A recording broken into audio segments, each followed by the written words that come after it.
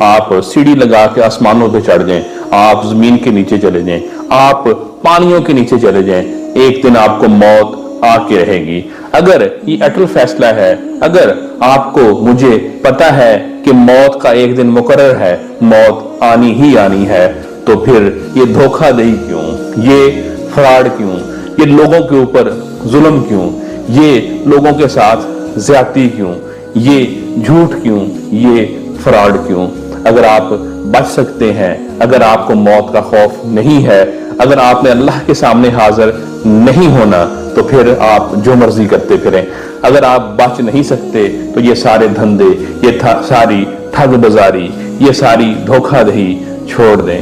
جتنی قوموں پر آپ تاریخ پڑھ کے دیکھ لیں، آپ قرآن و حدیث کا مطالعہ کر کے دیکھ لیں، جتنی بھی قومیں گزری ہیں جن کے اوپر عذاب آئے، جن کے اوپر اللہ نے کوڑا برسایا، ان میں سے زیادہ تر وہی لوگ تھے جن کے معاملات لوگوں کے ساتھ ٹھیک نہیں تھے۔ آپ قرآن و حدیث کا مطالعہ کر کے دیکھ لیں، حقوق اللہ کی وجہ سے بہت کم عذاب آئے، لیکن حقوق العباد جو بندوں کے حقوق تھے ان کی وجہ سے بہت زیادہ عذاب نازل ہوئے۔ اللہ نے بستیوں کی بستیاں پلٹ دیں۔ جب اللہ کی طرف سے کوڑا برستا ہے تو پھر معافی کا خانہ ختم ہو چکا ہوتا ہے۔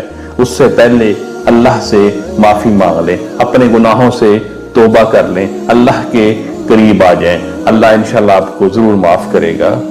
اپنا بہت سا خیال رکھیے گا۔ اللہ حافظ۔